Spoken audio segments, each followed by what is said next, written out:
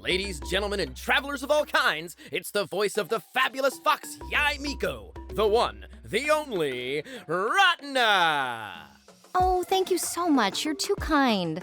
Now, for almost 4 years, we've explored every corner of Tivat, uncovering stories of all kinds. To celebrate our 4th year, we've prepared a little game show where you're the contestant. Now, I know what you're thinking. Retna, is this just an excuse for you and your friends to geek out about Genshin Impact lore? And to that, I say, you think I need an excuse? Anyway, here's the first question. According to A, what could have been used to bribe Yai Miko? A, new books. B, shampoo to keep her tail and ears fluffy. C, rare fabrics and silk. D, fried tofu.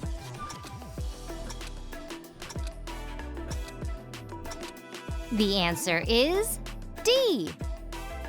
Okay, if you got that one right, pat yourself on the back. If not, there'll be other chances. Now, I need to get Josie ready for the next round, but I'll see you soon. Good luck, travelers! Hey, Josie Montana McCoy here, voice of Kaya, ready for round 2. Ratna sounded kind of serious in that intro, huh? Well, between you and me, I don't want to be the one to disappoint her. Question: what does the Court of Fontaine legally consider Paimon to be? A, a personal assistant. B, an endangered species. C, a balloon. D, a cultural delicacy.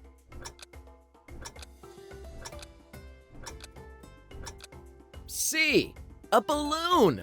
And I have heard that for the very steep price of 1 sticky honey roast, Paimon will join your hometown parade. I don't know, it's what I've heard. Hey everyone, Paul Castro Jr. here, voice of Fremine, and it's my privilege to welcome you to this latest round of Teyvat Trivia. Speaking of welcomes, what warm welcome did the House of the Hearth give to the Traveler and Paimon? A, cosplaying as Paimon, imitation is the highest form of flattery. B, presenting them with a captured Hilichurl rogue. C, a crash course on espionage and poison brewing. D, a traditional Snezhnayan dance. The correct answer is C. I don't know about you guys, but my personal poison is kombucha, and I've never actually brewed my own. I need to try one day, though. All right, that's all for this round, and remember, never store your poisons in an old soda bottle. Use a neutral container and label them clearly. Caleb Yen, voice of Gaming here. Who's up for a little true or false? Here goes. True or false? When Keqing got her vision, her first instinct was to test her newfound power.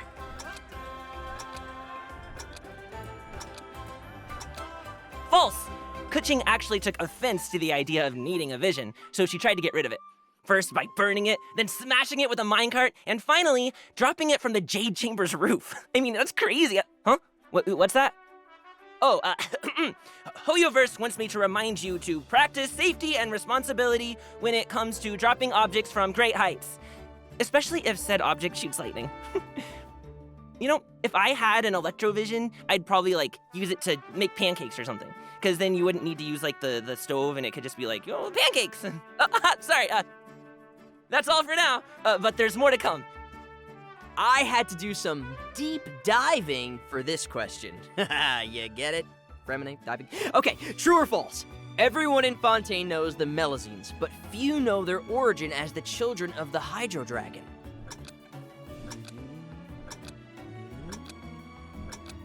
False! Melusines are the children of the great beast Alinas, though children is a bit of a stretch. They were born from an explosion inside its corpse centuries ago. Now, me personally, I've never seen a corpse explosion birth, but I'm sure that's quite the sight to see. Eh? Who would have thought such cuteness would come from something so dark? But then again, the same could be said about our boy Fremine. Guess who's back? It's me! This time, I've got a really good one. My treat. Yanfei may be one of Liyue's greatest legal minds, but what job would she pursue if the world no longer needed her counsel? A, rapper. B, Liyue's resident lamplighter. C, spa owner. D, fish tamer.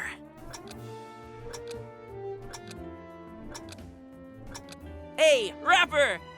Hey, my name is Yanfei. I practice law in the city of Liyue. That doesn't really rhyme. yeah, I wouldn't pursue being a rapper. Anyway, that's all for now. Think you can keep up? Here goes. True or false? Kaya is one of the first 3 natives of Mondstadt to join the Traveler's Quest.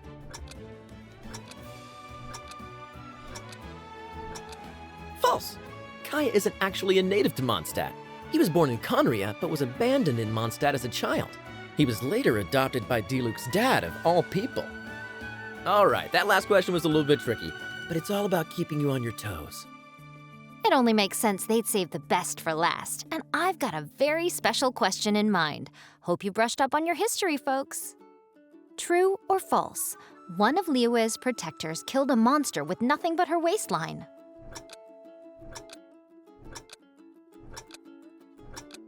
True. During the Archon War, a monster tried to swallow Ganyu, only for her waist to catch in its throat. The poor beast ended up choking to death, a fact that embarrasses Ganyu to this day. Honestly, I think Ganyu is perfect just the way she is, and it saved her life. You know, when you think about it, we're really lucky that monster didn't succeed, because Ganyu is a pretty great friend, and we're lucky to have her on the team. And that's the last round for this year. If you made it this far, it's time for the roundup. If you got 3 questions or less, don't sweat it. This was just a game after all. Besides, this just means there's plenty for you to discover. If you got 4 to 7 questions, then you're pretty well traveled. Just remember, there's lots to see when you go off the beaten path.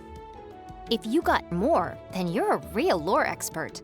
I'm sure you've got plenty of theories about where the story's headed. Maybe some headcanons too. But don't rest on your laurels just yet. We've got plenty of surprises waiting just beyond the horizon. Thank you so much for playing, and I hope you had fun. Now, whether you are an OG or you're brand new to the game, I just want to say thank you for being here. We couldn't do this without you. It is so much fun to experience this game through your eyes, and I cannot wait to see where we go next.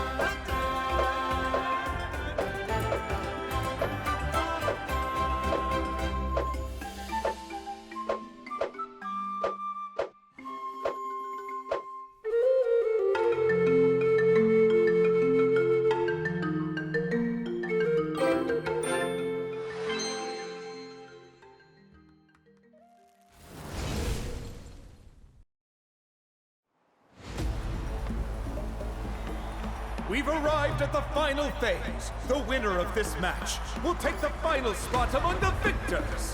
Give it up for a long-time contender and first-time finalist.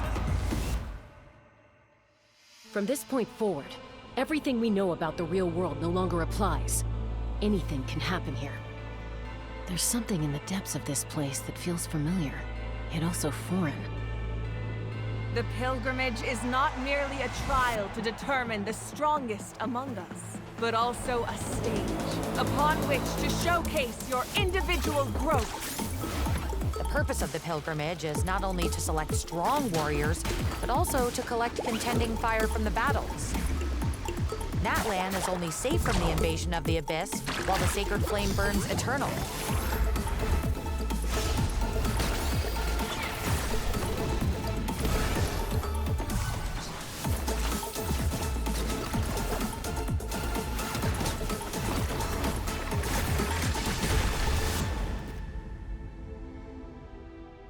Guess I'll have to wait until the next pilgrimage. I'm still not sure why Arwayab chose me of all people. It took the combined efforts of the then Pyro Archon and heroes from every tribe to finally repel the Abyss.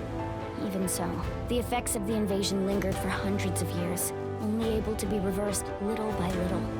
Our current Archon achieved an overwhelming victory. The result was obvious from the beginning. I really want to win this time and become a true warrior!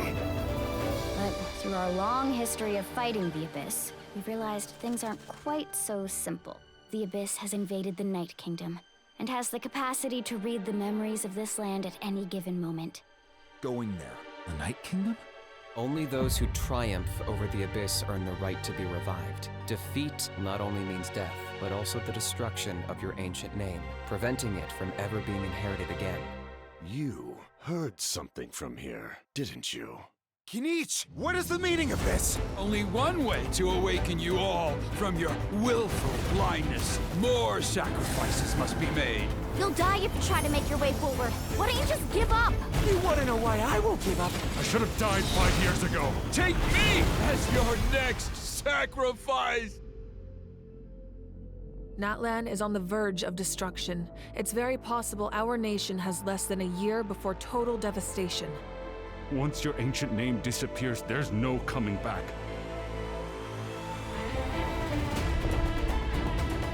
No! Why can't I find him? Why? Every great display of power comes at a price. We'll never make it! That is the tragedy of your short lives. You understand nothing of all-encompassing power.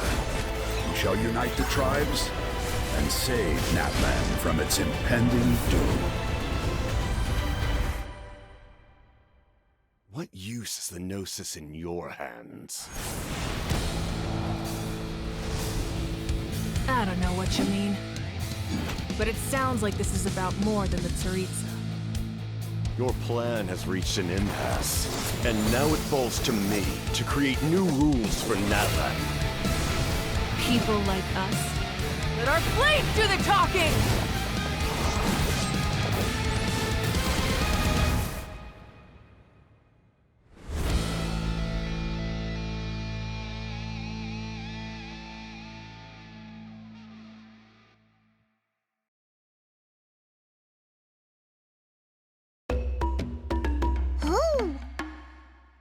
这次原神前站啊，有些特殊任务需要我亲自完成，我去找项目同学问一下。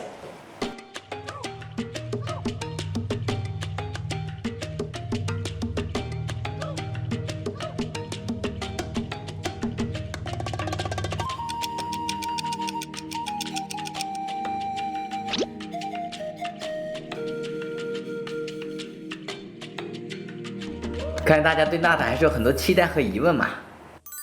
那我们也不能辜负大家的期待啊！让我去现场听听项目的同学怎么说。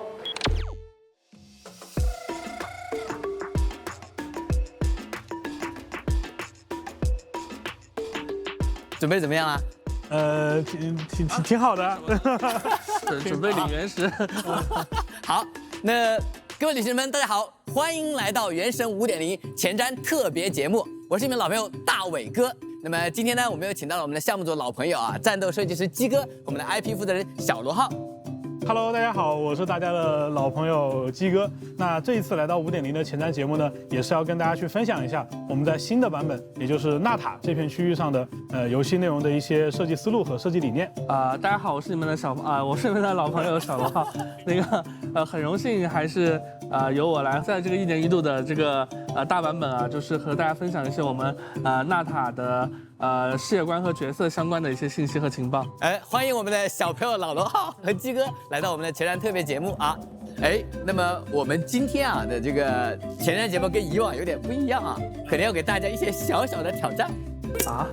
挑战？我们的挑战吗？对的。那个发原石吗？那大家别紧张啊！之前我们不是做过一轮那个问卷调查吗？没错。大家其实对我们那个纳塔其实都是非常感兴趣的。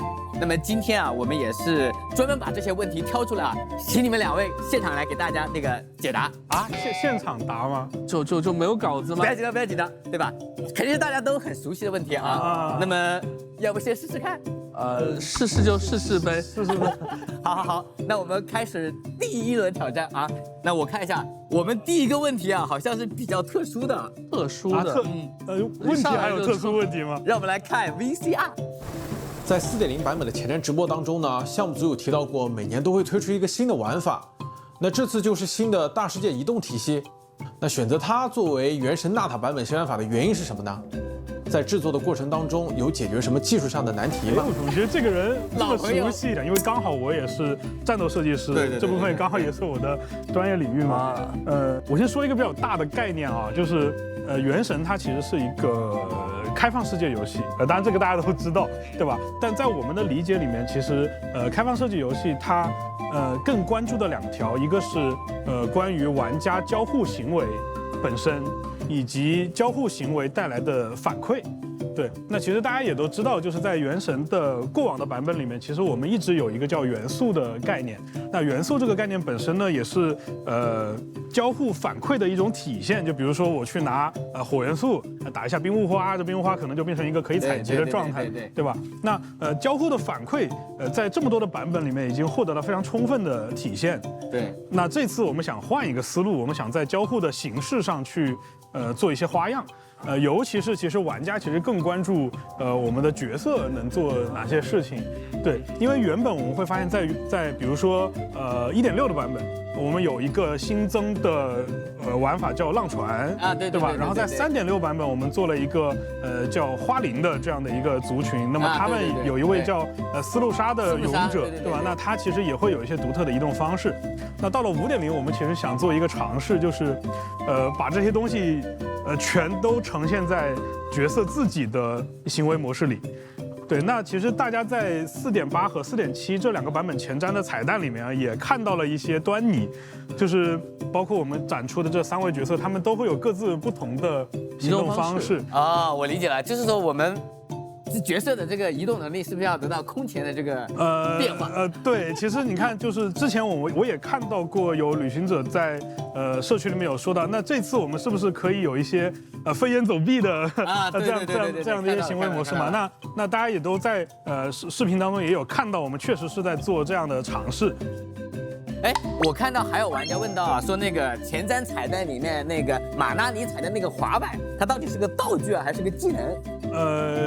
其实我觉得就是硬要说的话，它其实是算技能，但是我觉得呢，就像刚才我说的一样，其实这些新角色的行为模式是融入到它的方方面面的，就是它作为一个技能来说，可能有点狭隘吧。然后第2条其实是，如果把它作为道具的话呢，感觉有点。它应该是伙伴才对。对，应该是伙伴。这个我感觉我已经感受到了啊。那么我们问完这个第1个问题，我感觉鸡哥还可以啊，鸡哥还可以，游刃有余啊。那我们再看看是不是要提供一点更难的问题啊？还有更难的吗？又是一个彩蛋调动啊！让我们来看第2段 VCR。はい、皆さんこんにちは、マグロヘッドです。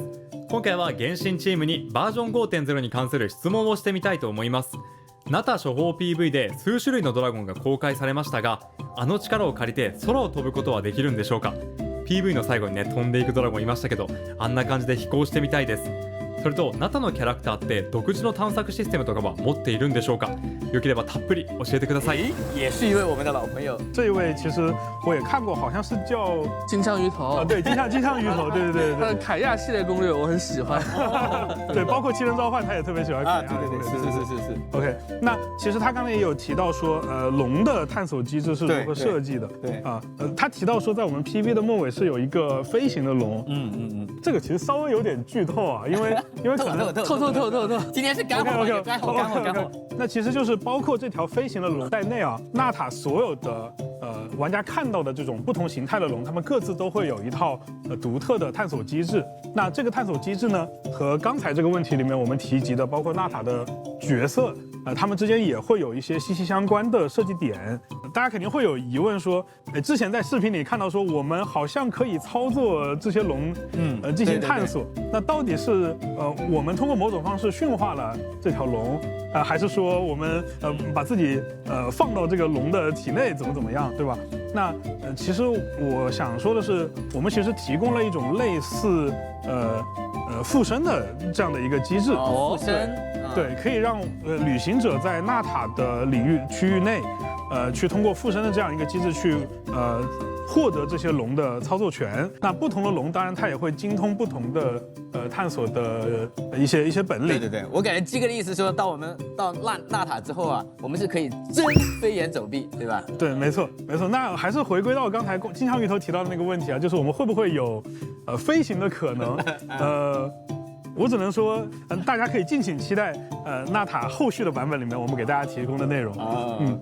我感觉前面2个问题都是鸡哥，我一定要抽一个给小罗浩啊，对吧？不能让小罗浩闲着。好，我们在做问卷调查的时候啊，有超过30%的玩家提到我们整个纳塔的这个世界观啊，就是大家都想了解，比如说纳塔的这个设计这个灵感是从哪里来啊？包括说我们在纳塔里面非常重要，有很多龙嘛，包括觉得纳塔也是一个这种人龙共生的这么一个国家啊，所以想请小罗浩跟我们讲讲，在这个纳塔啊，我们这个人和龙之间到底是一个什么样的这个共生关系啊？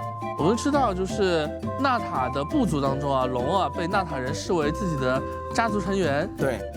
说一个可能不是很恰当的比喻，有点像我们养猫猫狗狗一样，是，就是龙其实就是纳塔人的伙伴。对，那我还是愿意养龙的。有机会，但我也很想，他们在一起生活，在一起工作战斗，彼此信任呢，也彼此照顾。对，虽然纳塔的人和龙伙伴之间可能没有办法直接用语言相通，但是长久的相处呢，也能够让他们能够弄懂彼此的心思和一些就是习惯了。对。那么我们旅行者在拜访各个不同部族的时候呢，就可以发现纳塔人和龙伙伴相处的方式可能也会有些不一样。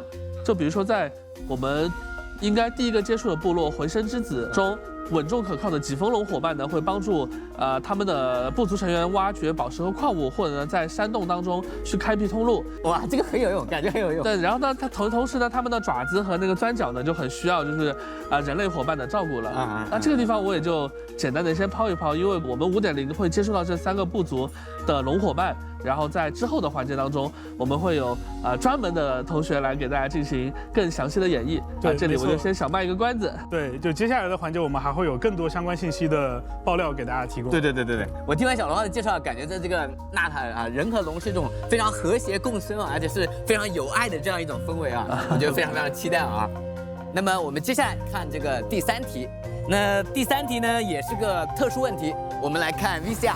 我们看这次又是哪位大佬？What's up, guys? I'm Twanto, and I'm here to ask some questions for the Genshin team regarding 5.0.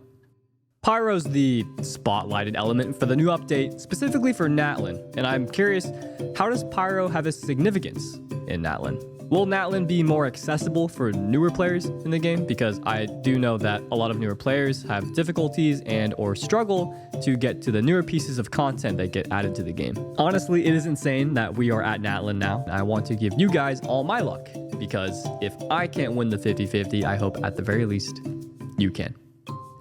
And I hope you find your own true meaning on your own journey in Genshin Impact. 这一位我也认识。感谢他的这个提问啊。那接着他的提问呢，我就简单说一说，就是火之国。那火在纳塔呢有着独一无二的实用的意义。除了我们普通的那种火之外，纳塔还广泛存在着一种名为燃素的物质。那燃素呢有着不同的形态，每一种呢都有很独特的妙用。这一点呢，我觉得旅行者一进纳塔探索就能自己亲身体验到了。那在纳塔，其实大家可以把燃素认知为一种纳塔独有的高阶的能源火元素的呈现形式啊。它有时候可能是能源，有的时候又可能作为一种战斗当中的策略资源。那当然，除了战斗方面的价值和探索方面价值以外呢，它本身也有很重要的精神层面的一些意义。火就是纳塔的精神图腾嘛。对，就像我们纳塔的最核心的建筑物地标圣火竞技场，没错，里面有昂扬不灭的圣火，火就象征着纳塔人他们永不屈服的一种精神。然后纳塔历代有很多英雄和英杰，他们用自己的精神和力量，将纳塔的火不断的向未来、向新一代去传递。无论他们遇见了怎样的艰难和挑战，他们的火都不会熄灭。我们一直知道那个纳塔被称为是这个战争的这个国度啊，那么其中这个战争的含义是什么呢？之所以说纳塔是战争的国度，是因为纳塔在历史上曾经面临过无数场危机。那么为了保护自己的家园，我们之前也提到纳塔的人民还有纳塔的龙，他们一起并力同心，抵御着各种侵害纳塔的势力。那么在一场又一场这样的战斗中，涌现出了无数的英雄。那他们在这种战斗和战争中留下的英勇事迹呢，就被记录下来，在黑曜石上刻写成为古名。古名也是我们纳塔的一个比较核心的一个人文概念，然后以此将英雄们的事迹和精神传承下去。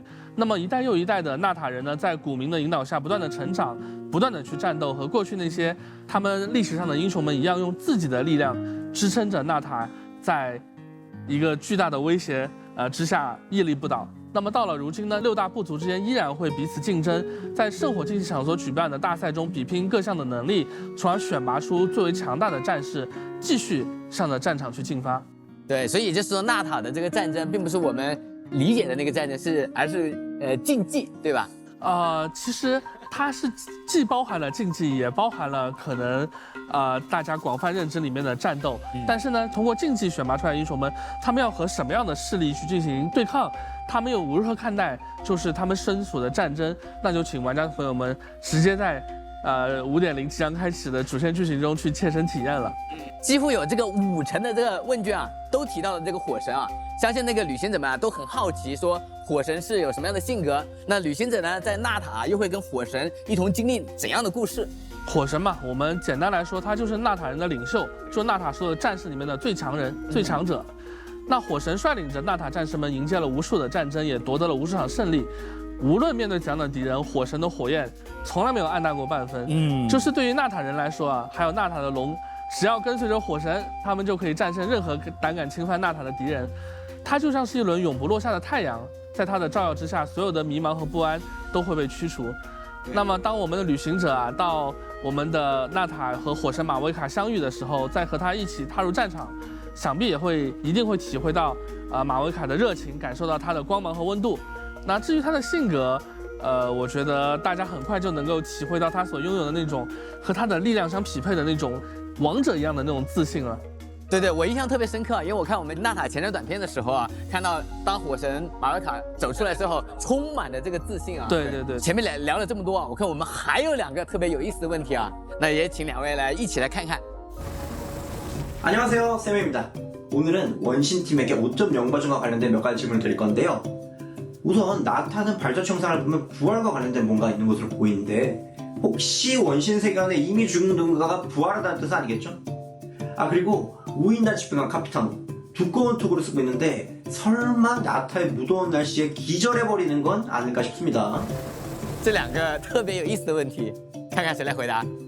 那这也是剧情上的问题吧，我来说一说。就是说到特定角色复活这一点啊，我可能说得远一些啊，就是战争的国度嘛，它必然会伴随着牺牲，那死亡从来都无法被轻易逆转。但是呢，在纳塔，唯独在纳塔，就是我们英雄们的火焰不太会轻易的熄灭。就我们足迹皮语里面说到，戴英说过一句谜语嘛，就败者成为战火的余烬，而胜者重燃。对。那在纳塔，牺牲是无法阻拦英雄们奋战的脚步的，他们是有机会去继续战斗，直到那一场战争彻底的终结。那至于是怎样的一个重燃的这个机制，要卖一个关子，因为这个就是我们可能纳塔的剧情里面一个很核心体验的一个部分。就是那大伟哥，你知道，就每次到这种时候，我其实是憋得最难受的那一个。那你说说队长吧。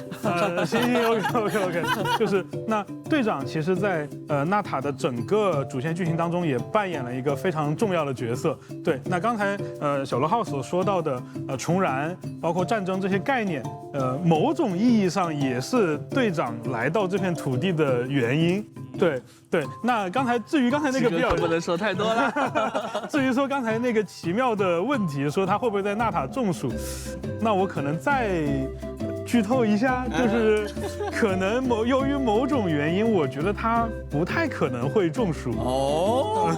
我感觉我已经 get 到一些信息了啊。那个既然两位都说到了这个火神与队长啊，那么我们纳塔的其他新角色是不是也该登场了？那是对哦，我们讲了这么半天，好像还没有讲到角色。对，不过在此之前啊，我们先看一段短片。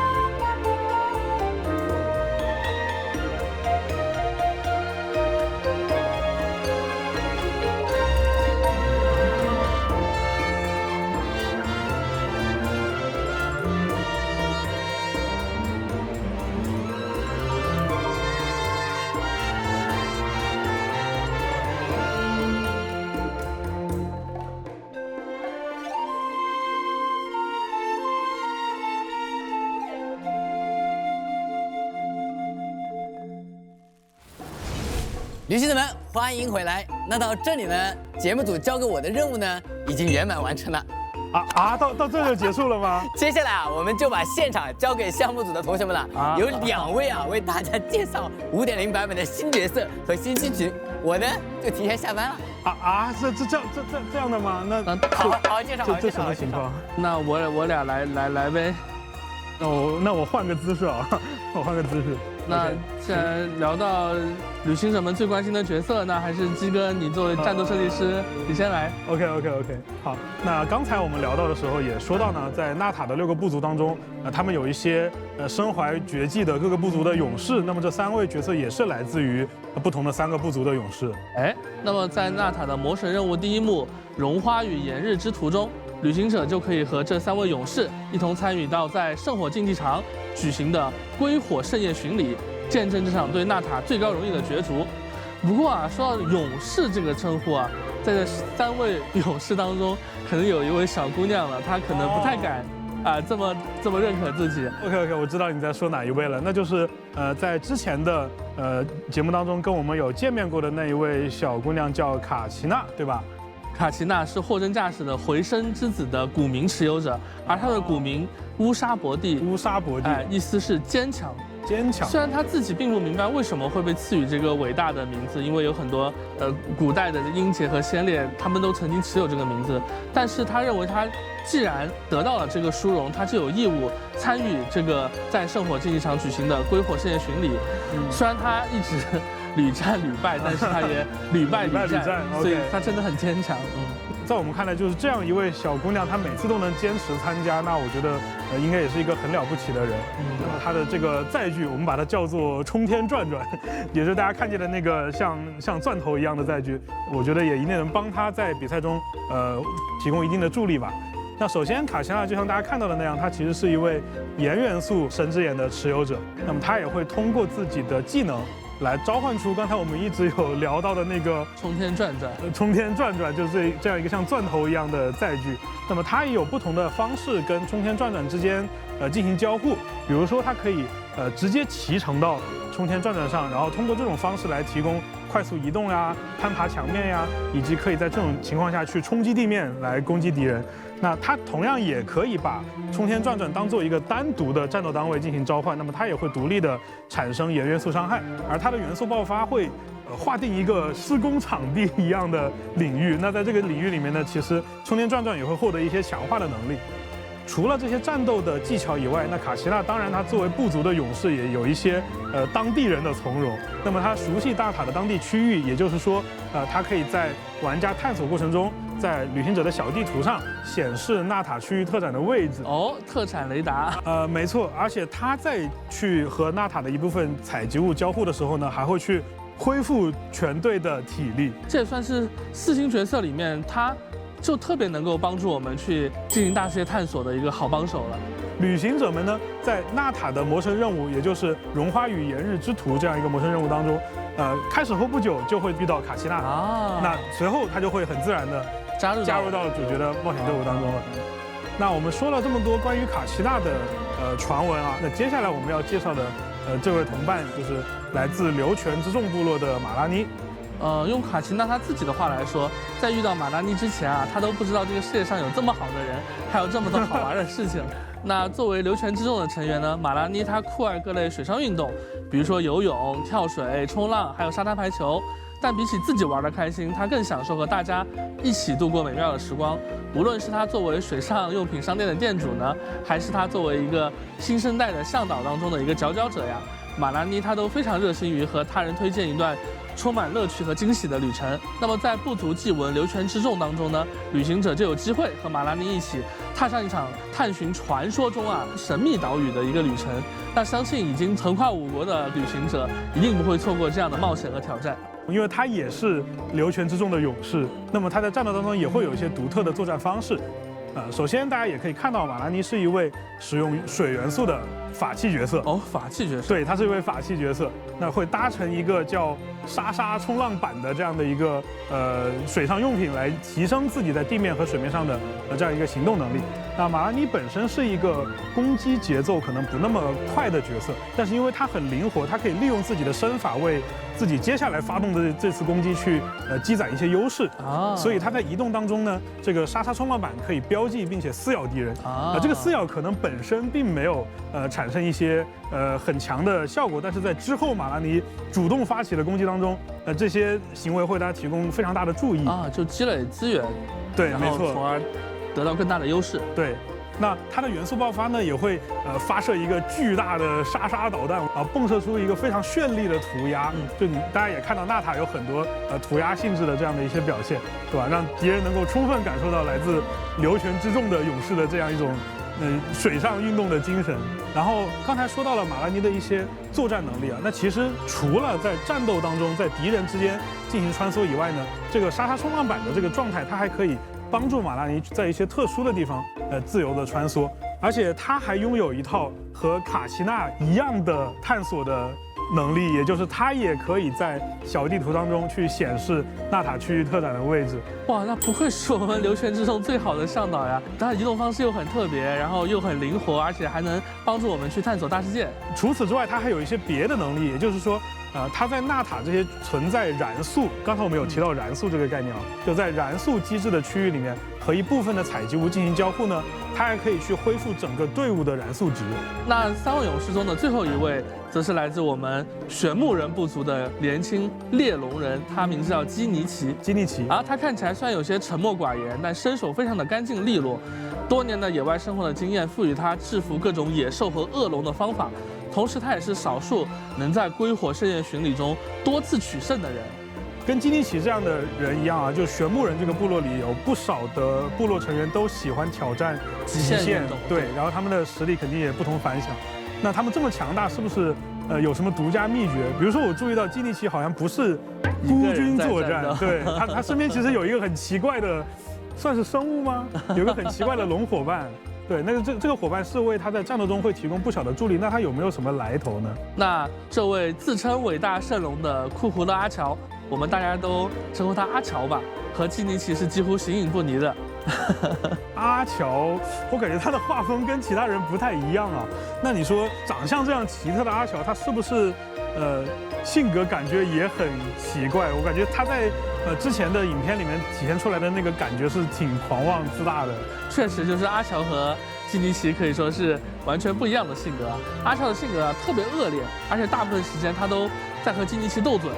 那么这样的龙伙伴确实也会为基尼奇他自己招致的一些非议。但好像来说，就是基尼奇也不是很在意，就是他并不屑于靠语言来为自己辩白，他总是一个怎么说呢，意志很坚定，目标很清晰，他就是完成自己的委托，然后去向委托人去收取他认为合适的报酬。而更多关于基尼奇还有玄牧人的过去以及他所继承的古名的秘闻呢，旅行者们都可以通过我们的部族祭文玄牧人的任务，然后得到进一步的解答。那同样也轮到我来介绍一下基尼奇的战斗技能了。那大家也看到了，他是一个擅长极限运动的这样的一个少年，所以在战斗当中他也会用类似的技能，通过元素战技进行快速的移动。除此以外，他的元素战技在连接到敌人之后呢，还会发动一些特殊的攻击，并且在合适的时机，他会发射一种很厉害的像手炮一样的这样的一个技能，叫做回猎灌灵炮，感觉是个很中二的名字。对，他瞄准了敌人发出强力的一击，而他释放元素爆发的时候呢，在他身边这个好像性格很恶劣的圣龙阿乔就会解放自己的力量，释放吐息来摧毁眼前的敌人。那和其他2位勇士一样，你大概会猜到基尼奇在纳塔的大地上也会具备什么样的能力？哇，这也太好了吧！就是我们5.0的这3位伙伴都能够帮助我们去收集纳塔的特产。没错，因为基尼奇他也有显示纳塔区域特展的能力，并且除此之外，他也有作为玄牧人部族成员的能力，也就是他和部分的采集物交互的时候，还可以去提升队伍中所有角色的移动速度。我已经就预见到，就他能够很快加入玩家的队伍，成为大家的助力了。这3位角色身上会有特殊的纹路和怎么说特效，很有一些纳塔的风格，就像周身有火焰在燃烧一样的感觉。那这种设计呢，其实也是我们在纳塔角色身上所尝试的一种新机制。然后我们把这种机制和纳塔本土的一些世界观结合起来，称之为夜魂加持。那纳塔的角色会利用这种叫夜魂加持的状态，在战斗中充分发挥它的作用。这种能力我就接过话茬，是通过我们被称为一种叫做燃素刻录的仪式来激发的。借助这种古老的仪式啊，在纳塔地区神之眼的持有者不仅可以与部族的大灵和地脉进行沟通，还能通过这个仪式强化自己的实力。OK， 这个大灵听起来好像是什么部族的监视者，或者像部族的一个图腾和信仰这样的。原来如此。那也就是说，有了夜魂加持这种全新概念的加入，会导致纳塔会有一些完全不一样的体验。对。那我们作为设计者呢，其实也对这些体验做了一些便利性的设计。那我们从5.0开始，重新制作了一部分且试身手的活动场地。那大家可以看到，就且试身手的场地会变成一个完全是纳塔风格的类似大世界这样的一个新区域，世界观场。那旅行者们就可以在这样的一个区域里面很方便的去测试角色的各项能力进行更深度的游玩和体验。我知道肯定介绍完这3个角色之后，那大家也会再问一个问题，那旅行者在每个国家，只要他触碰一下7天神像，就可以获得这个国家的相关元素的对这个能力。那么在纳塔，他是不是也能够很顺利的去接触到火元素的能力，并且也和这些角色一样，有夜魂加持的效果呢？哎，提到这个就要提前和大家说明一下了。那么这次旅行者来到纳塔和7天神像进行初次共鸣的时候呢，由于某种不知名的原因，旅行者并不能立刻唤醒火元素力。那关于这个奇怪的现象，其实涉及到了我们现在纳塔面临到的一些种种的危机。那等旅行者们在纳塔的旅程进一步深入的时候，就能够得到详细的解答了。我相信啊，除了刚才介绍得到这些新朋友啊，还有一些纳塔的角色，因为之前我们有过以凡寮著名的这样的一个视频。对，比如说啊，我们还有更早期的一个卫星角色，就是足迹当中的伊安山，对，就是足迹 PV 里已经露面的伊安山，包括像我有印象的还有恰斯卡，对吧？还有火神这样的角色。那么他们在剧情当中是否都会在5.0的版本中登场呢？哎，七哥就观察得很仔细啊。那么我们先说恰斯卡吧，他是一位来自花语会、个性洒脱、实力傲人，在各个部族中非常闻名的调停人这么一个身份。在5.0版本的魔神任务当中呢，他也会和我们一起参与到某项重要的调查之中。还有刚才提到的来自于沃路之邦的我们的健身教练、前归火盛宴巡礼冠军导师伊安山，那他也会在我们的剧情当中为旅行者提供帮助。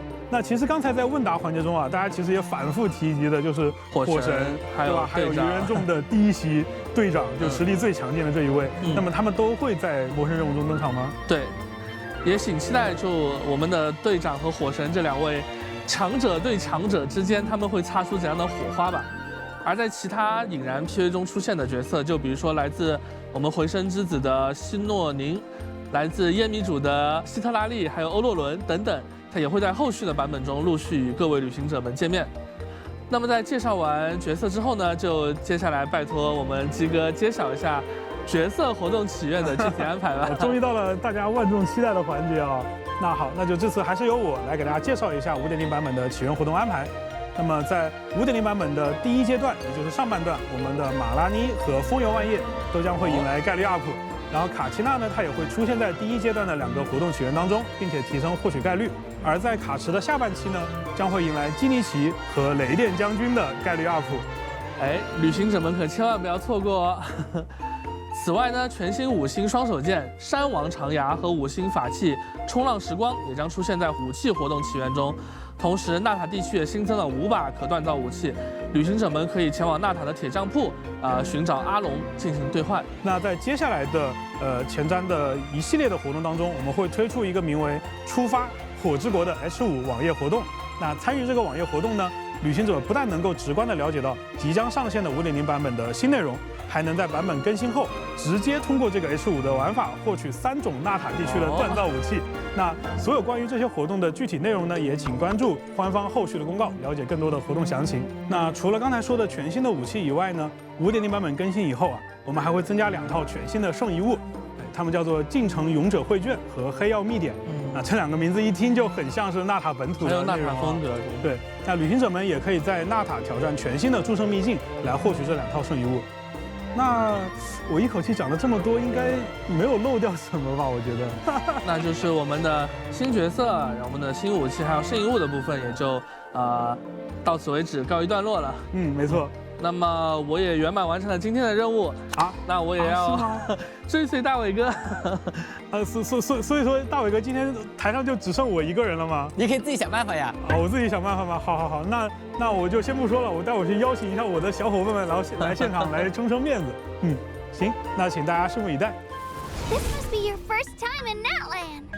Chief says Natland's a little different from other nations, because we live in separate tribes rather than having one main city.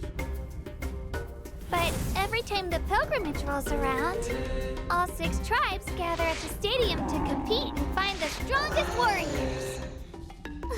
See those people with the Tapetlosaurs? They're from my tribe. I come from the Children of Echoes. We're known for our mining skills. The Tapetlosaurs are our friends and co-workers too. They help us find the prettiest ores and gems. And that means my tribe has all the best jewelers. When we find a really special gemstone, we use it to decorate our weapons or jewelry. Oh, also, if you have time, you should come watch one of our dance-offs. They're super fun. Anyway, the other contestants we just saw are from the people of the Springs. That's right. We live alongside the Kaholosaurus. Our tribe is a really awesome vacation spot. Oh, sorry. Got lost in the music for a sec. The people of my tribe love getting together to go fishing, listen to music, and relax. Beyond that, our favorite thing is bathing in the hot springs. The Kaholosaurs like it too. That's why we're such good pals. But make sure you give him some space when it gets busy. And if a grumpy Kaholosaur bites you, do not bite them back.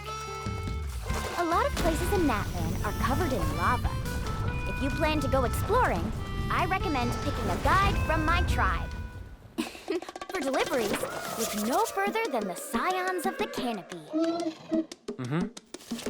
We've got a lot of messengers. Everything from letters to packages. Being quick on our feet is one of our strengths. There's also our hunters, who take on a wide range of commissions. Ha! Look! Those idiots have a bigger death wish than you! Extreme sports are popular in my tribe. Don't worry, the Yunkasaurs will protect them. This region is inhospitable. Young people from my tribe come here because they like a challenge. Next up, there's... Wait. Look! The competition's starting! Next time, then. Who's gonna come out on top this time? I can't wait to find out!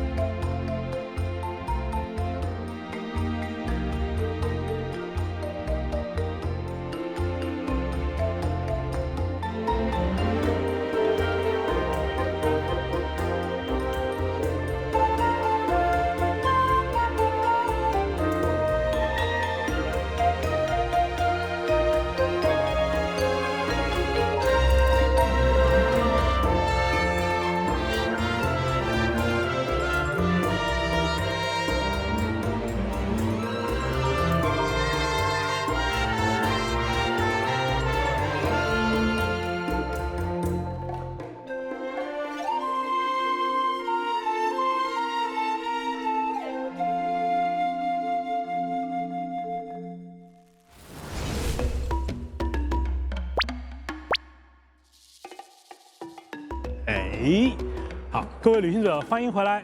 那在这个环节呢，我就不是鸡哥了，在这个环节我是逆叶龙鸡哥。那我的小伙伴现在也已经到场了，他们到底是人还是龙啊？哎，说你们呢，别睡了，节目都开始了。睡得真香啊！机会难得，你们给大家介绍一下你们自己。大家好，我是疾风龙啊，不对，我是原神的战斗设计师老杨。平时的主要工作呢，主要是做龙。然后今天呢，很高兴能到现场给大家亲自做一次龙。哎，大家好，我是原神的关卡设计师小八，很荣幸呢，这次能够和大家介绍一下纳塔的场景和关卡设计理念。欢迎两位。好，那今天啊，我们请到小八还有老杨来到现场呢，其实是我们接着刚才的话题继续聊。我们已经知道了呀，这个纳塔是一个人和龙共生的国度。那刚才其实我们在之前的介绍里也有谈到说，哎，纳塔的地貌环境啊，其实也跟其他的国家非常的不一样。哎，是的，我其实也在网上看到了很多这样的评论。对于我们开发者来讲呢，纳塔也是一个非常具有特色的国度，潮酷和多彩是它的两个关键词。比方说，旅行者可以在巨大的山体上面看到多彩的涂鸦，或者是说在各个部落里面看到很多潮酷的要素。哎，那这次我注意到一件事啊，就是老杨你怀里抱的这是个什么？这应该是我们纳塔会随时陪着我们在任务中的一个小伙伴。就是在纳塔，我们已经知道它是一个人和龙结合的国度，所以我们整个的设计理念是围绕着人和龙怎么做的结合。没错，那上一趴我也有说到啊，就是旅行者可以通过一种附身的方式来附到纳塔的龙类身上，从而进行一些复杂的探索的行为。那接下来我就替老杨来介绍一下这位非常可爱的小伙伴吧。哦，他也有什么来头吗？旅行者们在纳塔探险的时候呢，就会遇到这一只特别的小疾风龙，我们暂时称它为小家伙吧。小家伙呢，它会陪伴我们经历很多有趣的小故事，并且也会参与到重要的世界任务当中哦。那除了这个小疾风龙这些小家伙以外啊，那我知道就是刚才你也有谈到纳塔有非常多的部落的特色。那其实今天也很难得，我们有3个小龙人在场，对吧？不如这次我们就眼见为实，带着玩家去逛一圈。好呀，可以啊！来，我们先去我们疾风龙的部落去看一下我的老家。走，跟着他，走吧。这里啊，就是我们回声之子的部落。哦，大家可以看到啊，我们这个地方有很多的宝石，也有很多的矿石。同时呢，我们整个建筑的风格也看起来就跟盐元素很有关系。它已经是他们了，已经带入了。是的，我们回声之子啊，一直觉得最强的战士，比如说像我这样的才能够获得最好的宝石。所以呢，我们去深耕了一下挖掘相关的一些技术。我来为老杨补充一下，就是在回声之子周围呢，也有不少因为钻探和挖掘而被发现的奇特景观，比如这处巨大的含有大量固态燃素的流金之脉。以及一些很神秘的可以一直向下挖掘的洞穴等等。哎，你刚才其实小八有提到啊，有很多值得去挖掘的区域。你刚才也说，对吧？你们部落是以宝石和挖掘做见长的，那你们的战斗伙伴也就是疾风龙，想必也非常擅长这个领域的一些能力吧？疾风龙虽然在地面上移动看起来憨态可掬，但是借助燃素，它可以在地下快速的移动，还能翻山越岭。同时也能帮我们回声之子去探查地下什么地方有宝石，所以他应该是你们这个部落的跑酷好手了。哎，是的。哎，你看小八那边还有一处，好像是你们部落的。是的，这是我的老家。接下来不如到我的老家去看一下吧。没问题，那你来带路。哇，这里呢就是我的老家奇游龙部族流泉之众。就咱部落的人呢，大多是热爱音乐。然后以及喜欢泡泡温泉、休闲放松，然后包括他们的伙伴企鹅龙呢，日常也是一副懒散，甚至有那么一点迟钝的样子。虽然我们部族的人呢，经常看起来是这么一副安逸的样子，但当遇到真正的战斗以及比赛的时候，也都是一把好手。值得一提的是呢，咱部族的人也是纳塔少数的能够在液态燃素区域上活动的人。液态燃素是不是就是那种？看起来特别像岩浆的那种区域。对，我记得，因为之前我们也提到过液态燃素。那小八给我们再介绍一下。好的呀，液态燃素区域呢是我们看起来是比较像橙红色、很热，甚至有一点危险的这种地区。哎，那既然它这么危险的话，是不是我在周边游玩的时候要特别小心才行？其实也不用。因为液态燃素区域呢，它通常是在比较隐秘的地下，或者说存在在一些比较有挑战性的区域，需要喜欢挑战的旅行者们呢自己前去体验。我们两个都说差不多了，鸡哥觉得缺点什么？那接下来就去看看我的老家，也就是聂龙的部族怎么样？好呀，行，那我来带路。诶，这是什么呀？嘿嘿，这可是聂龙部落的宝藏，也就是地图。哎，既然大家看到了聂龙部族这边有一个这么大的聂龙头像，那不如我们就从龙本身开始说起吧。可以啊，看一下跟我们疾风龙还有小八他们骑游龙究竟有什么不同。没问题。那聂龙呢，它最强大的能力当然就是自己觅食的能力了。大家就看见啊，在聂龙的夹带当中，其实储存了一种很特殊的叫做火流果胶的物质。那每当聂龙要去觅食的时候呢，就会释放夹带当中的火流果胶，用它粘住果实，然后送入口中。那在纳塔当然也会有一些富含燃素的果实，那聂龙呢也可以通过火灵果胶去吸收这些带有燃素的果实，并且在适当的时候去释放它们，造成爆炸的效果。这种火流果胶呢，它不仅能够作为觅食的手段，在其他的时段里面，它还可以作为聂龙在山峦之间来回穿梭的这样的一个媒介。那既然聂龙这么厉害，他们部族的人呢？哎，那么这不得不说，聂龙部族叫玄木人，所有的部族成员呀，他们都非常热衷于极限运动，也会和他们的龙伙伴一样，在群山当中来回穿梭。所以呢，聂龙部族也就是玄木人部族的成员，他们多半呀也都成为了冒险家、运动员或者说快递员这样的一些职业。在烈龙部族旁边呢，其实有这么一个遍布高耸悬崖的遗迹主阴庙宇，和烈龙一起呢，旅行者说不定可以找到神秘的宝藏哦。鸡哥呀，我还是非常在意刚才说的吃果子这个事儿。我听过一个关于你们孽龙的八卦，不知道你听过没有？我感觉不是什么好八卦。我听说有一只孽龙平时不是很自律。然后呢，因为吃了太多的果子，导致身材发福，在洞穴下面再也回不来了。鸡哥，你可一定得保重啊！啊，原来是这么一回事。那我觉得呀，这里面可有太多的新闻你不知道了。所以老杨，我们不如我们坐回去，就这件事情，我跟你们再好好说道。好。哎，老杨，就接着刚才那个孽龙的话题啊，我觉得我必须要为他说句公道话。虽然这只孽龙它又贪吃，体型又大，它确实也困在一个地方出不来，但是呢，它实际上是孽龙当中非常古老的一只。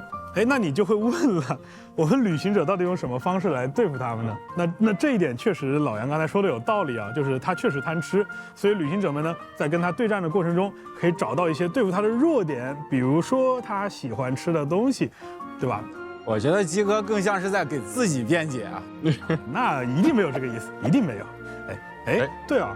那我还不得不说一句啊，这个孽龙的 BOSS 长上去还是挺可爱的。难道我们纳塔就全都是这种可爱画风的龙吗？就像我们3个一样啊？那肯定不止。就像我们之前在宣传短片中提前放出的，有一只会飞的大龙。这个龙呢，其实也是我们5.0版本旅行者需要面对的一个敌人。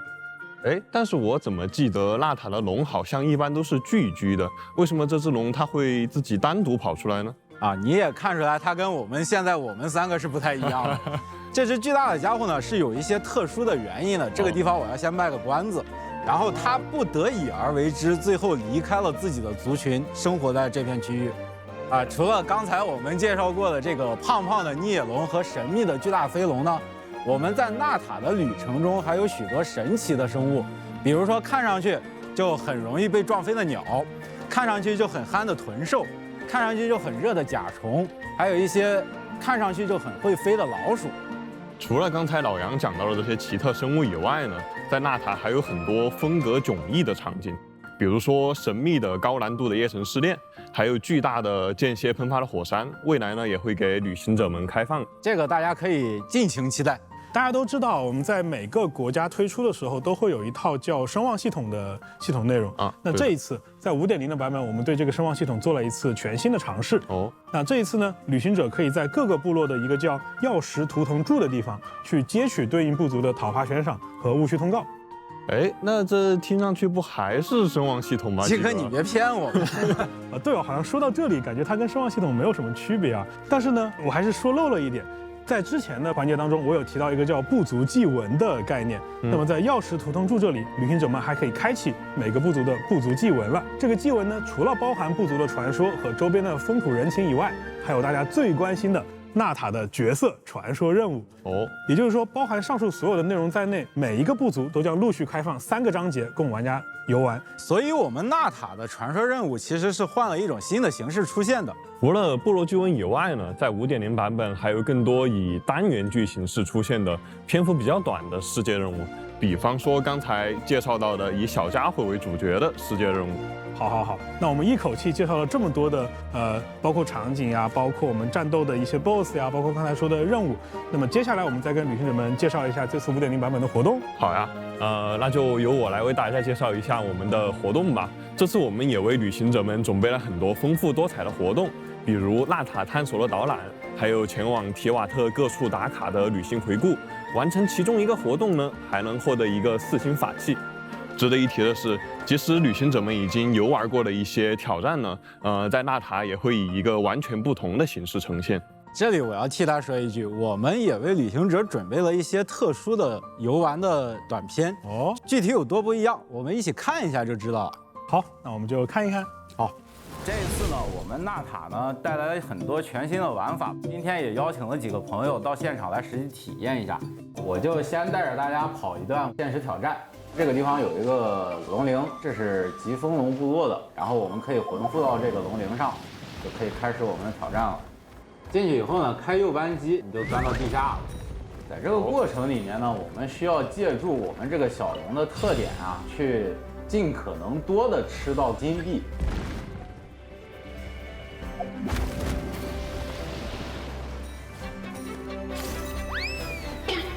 这就是个错误示范。这个地方呢，又要切回我们一分龙了。墙上这个红色的石头是补能量的。哦。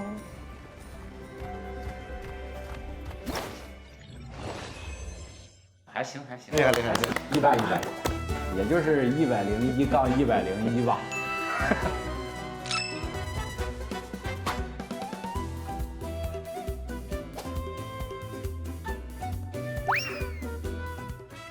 哎呀！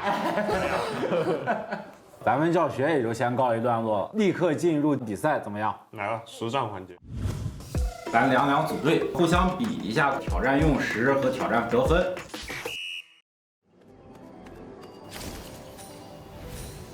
漏了，我怎么感觉我上来就漏了？感觉我们有戏了。然后上去攻击，是不是漏了一个？那你要相信我，你转头看看呗，必漏不了。哎，我怎么感觉我下面又漏了？来，准备到你了啊！来了，给。哎，等他来了。哎，打开了元素视野，不愧是我教的呀！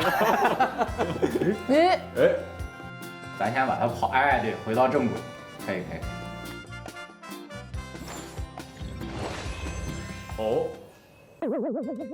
第一次嘛，还可以，最高评分应该是 B。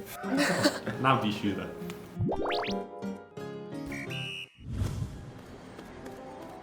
耶！压力逐渐减小。攻击，准备要接手了，交吗？啊，怎么不换好给我？为什么？加油！哎，高阶操作了。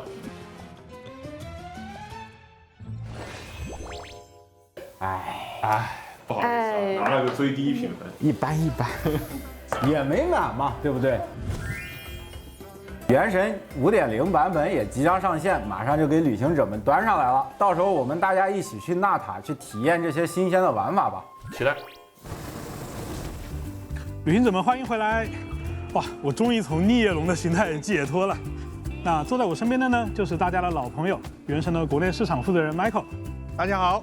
这一次说来也巧啊，我们的5.0版本刚好撞上周年庆啊。是哎，那说起周年庆，那就必须带上我们的传统技能。没错。那么在这次5.0版本期间呢，通过周年庆的签到活动，我们会为各位旅行者送出10枚纠缠之源。另外，我们也会通过邮件向大家发放包括1600原石在内的诸多奖励，其中还包含一个全新的跟宠和一个有趣的炸弹玩具小道具哦。那接下来必须还有啊，对，我们也会在这个版本去重置大家的首充双倍福利。那福利的环节就到这里。那接下来让我来介绍一下。等啊，那福利的环节为什么就到这里了？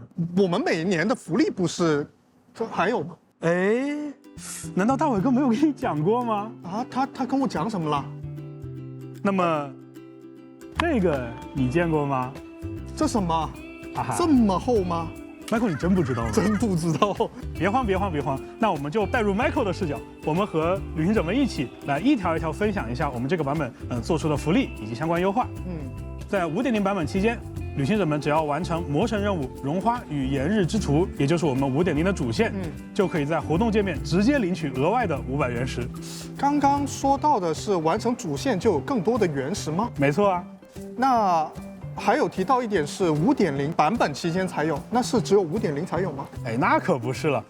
在接下来的5.0、5.1和5.3版本，也就是我们的主线重要篇章发布的这些版本，都可以拿到这样的限时奖励，也就是有更多的额外的500原石哦。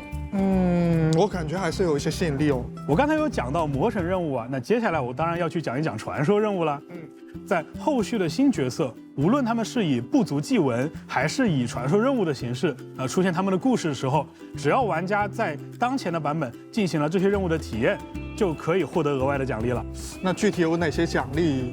这些奖励包含额外的原石，以及还有对应角色突破等级2和突破等级3所需要的所有培养材料哦。我们就拿 5.0 版本的马拉妮来举例子。首先我们会有显示身手的活动，马拉妮可以突破到突破等级1，对不对？然后因为马拉妮有部族祭文任务，也就是说接下来他还会陆续获得突破等级2和突破等级3的所有材料。也就是说玩家几乎不用付出任何的额外努力，他就能直接将马拉妮快速升到60级。那说明现在养新角色的这个培养压力就一下子下来了。没错。这样也是能够为我们的新老玩家第一次接触到新角色的时候，就是能铺平很多原先遇到的阻碍。但是，对于新加入的这些旅行者，他们好像不能立刻赶到纳塔，对于他们有什么样的安排？那 Michael， 你的意思是说，假如我是一个初来乍到的旅行者，对的，我没有办法第一时间体会到这些任务，那我就拿不到对应的原始奖励了。是的。这一点我们当然也都考虑到了。所以在后面呢，我们也开放了一个新的功能，是主线快速开启功能。在 5.0 版本更新以后，只要完成了璃月的主线魔城任务，并且达到了冒险等级28级，就可以直接在活动界面开启纳塔的主线剧情了。那太好了！就是之前还有一些朋友会问我嘛，什么时候入坑原神最好？那我觉得就是现在了。我还要给大家补充一条信息哦，就是快速开启的这个功能，在后续版本也会陆续开启。那让我再追问一下吧，之前忙碌在外的一些旅行者，或许会返回到提瓦特大陆再看一看。那对于我们这些回归的老朋友，是不是也应该有些表示啊？你知道在原神原先的版本里面有一个针对回归玩家的活动，叫心之归还。对，那么在 5.0 版本呢，我们对心之归还的奖励也做了一定的调整。除了原本的原始奖励以外呀，还有一些长期没有回归到提瓦特的旅行者们，那这些旅行者呢，还会额外在心之归还活动中领取至多10枚纠缠之源。10抽啊！对，具体的参与规则呢，旅行者可以参考后续的官方公告和游戏内的指引等等。那新玩家跟老朋友都照顾到了，没错。那像我这种一直坚守在提瓦特旅程一线的旅行者，我们也提了很多的优化意见跟想法，那有没有针对我们的一些内容呢？那当然了，我们一直在强调，其实原神的开发组啊，一直在持续的关注和倾听玩家的反馈。那么接下来我还有更多的调整和优化，就是针对玩家的反馈所做出的。在 5.0 版本更新以后呢，只要旅行者们点击背包当中对应区域特产的野外采集选项，我不知道大家有没有注意过啊，就是区域特产一直有一个只可观看不可点击的野外采集地点推荐。没错，对。那么现在呢，只要你点击了这个选项，它就会在大地图上自动追踪这些区域特产的采集地点了。不仅如此，你还可以通过这个自动追踪功能来监控这些区域里面剩余特产的可采集数量。哇，那也太舒服了吧！那怪物的掉落的这个能不能也做一下优化？以前我去收集这个海乱鬼跟漂浮灵的时候，真的太痛苦了。那么在这一次啊，我们也针对这样的一个反馈做了一些调整。在 5.0 版本更新以后呢，我们特定的一些怪物的材料掉率也会获得提升，其中啊就包括 Michael 你刚才提到的海乱鬼和漂浮灵。那怎么样提升啊？大家可以看到我们视频上面的一些掉落素材的对比啊，这好明显。对，当然如果只是提升它们的掉率，可能还不能满足玩家除大地的一个需求啊。所以在 5.0 版本，我们还推出了另外一个功能，我们推出了开放世界等级的世界等级9。世界等级9吗？没错。那么大家会想啊，世界等级9会不会非常困难？但是对于这些实力强大的旅行者，他可以很轻松的挑战世界等级9的这些内容的同时呢，还会获得更丰厚的掉落奖励。我必须要强调一下，这些掉落奖励呢，也包含首领敌人在内。等等，让我捋一捋。那就是说，刚刚世界等级提升后的这个增加材料的掉落，以及包括整体的这个怪物掉落的这个内容的增加，两个效果是可以叠加的吗？没错，这两个效果是完美叠加的。所以 Michael 你的理解能力很强啊！哇，真那有点不得了啊 ！Michael 你已经听到这里了，难道你不觉得？那这样吧，我还有一些痛点，就我必须要今天就替玩家去说。圣遗物，我也一直觉得应该优化的。那你们有安排吗？那当然了，那当然了，就是圣遗物啊，我觉得大家这么多年下来啊，对于原神的圣遗物主要是吐槽2个点啊，就是第一个点叫圣遗物转狗粮，第2个点叫一个极品圣遗物的胚子，我们先说圣遗物分解的事情啊，旅行者们在分解圣遗物之前，不是只能分解出摩拉吗？那么这一次啊，我们分解圣遗物之后，可以将它转化为圣遗物的经验素材了。也就是说，大家不用再担心说不舍得分解这些圣遗物而占大家的背包空间了。哎，我以前就是因为有一些生命词条跟防御词条，不知道应不应该把它拿掉，所以我一直都存着。我的背包是一直满的状态。对，然后存着的时候呢，你又不太愿意把它直接换成摩拉。对，万一后面有角色要用到，那对吧？我也不知道。没错。好，那刚才 Michael 其实提了一个很重要的问题啊，就是他如果到了关键的时候，却又没有办法为后续的角色获取对应的圣遗物，就会感觉自己很矛盾，对不对？对的。那么除了圣遗物转化为培养材料以外呢，我们还推出了第2个很重磅的功能，叫做祝圣之霜。祝圣之霜，这个名字听起来有点厉害。这个名字听起来很厉害，它的功能其实更厉害。旅行者们可以通过使用祝圣之霜来兑换指定词条的圣遗物。指定词条吗？没错，这个指定词条不仅能够指定主词条的属性种类，还可以额外指定2个副词条的属性。副词条也能？没错。那我的双爆岂不是？对，跟你想的一样。5.0 版本的祝圣之霜呢，大家可以通过萃取一定数量已经升级的圣遗物，或者说探索纳塔的大世界，或者说解锁我们的珍珠纪行达到指定的等级来获取。刚才我们是不是有提到周年庆的邮件奖励啊？对。所以在周年庆的邮件奖励当中，我们也附赠了一部分祝圣之霜供大家取用。周年庆的邮件居然有这么好的东西在吗？没错。关于祝圣之霜的详细获取规则和消耗规则呢，后续也可以参照游戏内的相关指引。我知道之前一直也有旅行者吐槽啊，觉得我们季行奖励的很多物品我已经用不上了，包括可能我已经溢出的锻造用魔矿，包括可能我在某个国家的角色呢，他们的天赋等级已经都养满了，对，但是你还在持续给我提供这个国家的天赋，是不是感觉很尴尬？是的。那么从5.0 版本开始呢，我们的季行奖励也会进行调整。首先是在季行开始的时候，旅行者们就可以从这4种养成资源中任选其中3种，作为本次季行可获取的奖励。也就是说，你可以通过自己的需求来查漏补缺了。此外呢，如果旅行者们解锁了珍珠纪行或者珍珠之歌，并且在达到对应等级之后，我们原本指定国家的角色天赋培养素材会变成能够让旅行者自由选择任意国家的角色天赋培养素材。等等，基哥，你现在说的真的是原神吗？包括你还记不记得，我们的旅行者为了去提升我们队伍的体力上限，他必须得把蒙德和璃月的齐天神像供奉至满级，对不对？你觉得这个问题该不该解决？对啊，不然玩家直接到了纳塔，或者说体验其他的国度，他就体力值就没有办法涨了。没错，所以既然我们做了主线快速开启，那么一定要把相关的所有的细节都优化到底。从5.0 版本更新开始，旅行者们就可以通过供奉任意区域的七天神像来增加自己的体力值上限了。与此同时呢，从纳塔开始，纳塔的七天神像、纳塔的地灵龛，还有类似像枫丹陆景泉这样的纳塔独有的供奉系统，也将会提供更多的原始奖励。我帮大家算了一下啊，上述这些原始奖励加起来的总和有超过10枚纠缠之源的价值哦，居然又多了10抽。没错，哇，我感觉我现在也有点动力要去探索大世界了。结束了吧？你希不希望？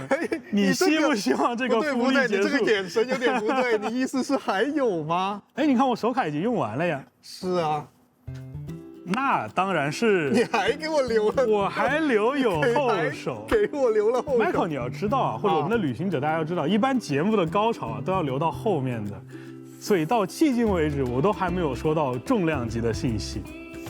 大伟哥来之前完全没有跟我说过有这些东西啊。那么这次我也不做顺序安排，由 Michael 自己去抽一张。那我先抽这个吧。先抽这个对不对？你觉得你确定？确定。OK， 好。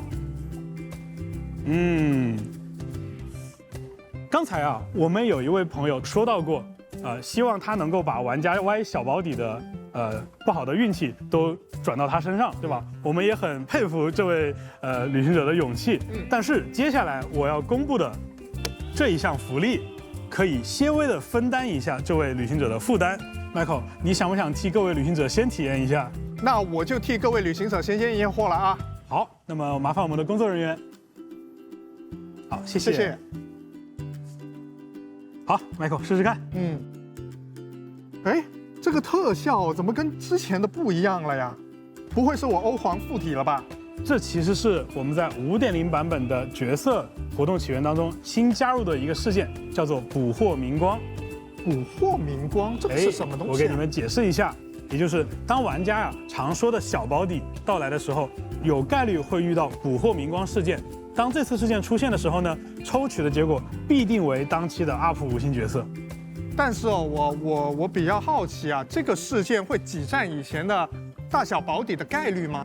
知道你就会这么问，我相信旅行者们也非常关心这样一个问题。那么捕获明光，它关键在它只是单纯提高了小保底抽中当期 UP 的机会，并不会影响这个游戏其他所有的概率规则。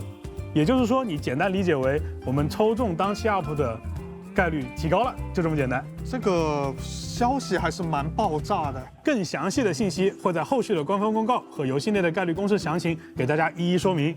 那接下来还有吗 ？Michael， 你觉得这个消息都不算爆炸性消息是吗？我觉得已经挺爆炸了。不过呀，既然你都这么问了，我只能说，确实它是这3个消息中最不爆炸的一个。我们再试试武器神柱复兴祈愿。好，我点出去看看，记得先定轨哦。不对吧？这个定轨的数字好像有点问题。哪个数字有问题啊？这怎么变成了1呀？你并没有看错。从 5.0 版本更新开始，我们的神柱复兴祈愿，也就是武器池，它的定轨上限会从2调整到1。不会吧？什么不会吧？我对策划的印象，我觉得事情不会那么简单。你们肯定会从别的地方把它抠回来的。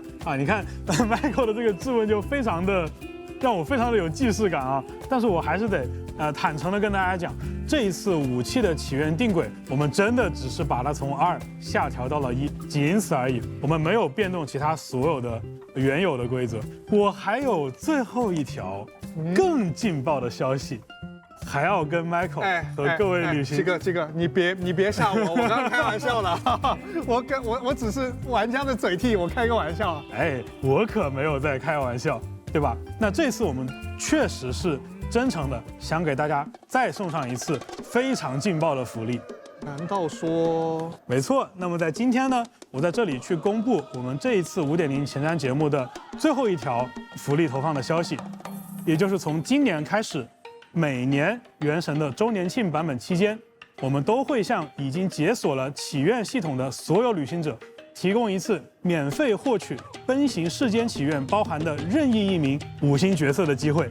所以不仅是一个自选的常驻5星，还是每年一个自选常驻5星吗？对，你没有听错，你确定吗？你在这里说了之后不能反悔啊！很多人看到我们直播。没错，我说的很清楚，是从今年开始，每年原神的周年庆活动都会给大家这样一个自选常驻5星的机会。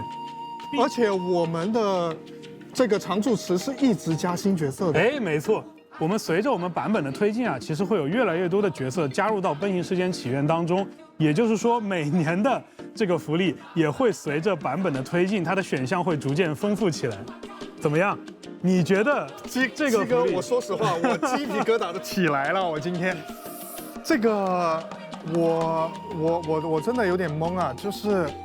哇，我没想到今天的福利居然是这样的。我感觉你的心情还没有从刚才的我有点这些消息中缓过来。对，我确实有点没缓过来。那我们给 Michael 一点冷静的时间啊。那我也想代表团队呢，跟大家去说几句。我们虽然是原神这个游戏的开发者，但同时我们也是原神的玩家。这一点一直从1.0开始，我都在不断的跟大家传达这样一个信息。那么玩家提出的一切的问题，我们作为玩家当然也都是感同身受的。是的，因为原神接下来要走的路也很困难，也很长，但是我希望它能够一直延伸下去。我们能够一直走下去，也离不开大家一直以来的持续关注和支持。没错。那么接下来就到了 Michael 的回合了。虽然我觉得我们所准备的内容不如刚刚的惊喜，但是我们准备的周年庆相关内容呢，比往年还是只多不少。我们想带给大家的其实很简单，旅行者们能够收获一些简单的快乐，我们就非常满足了。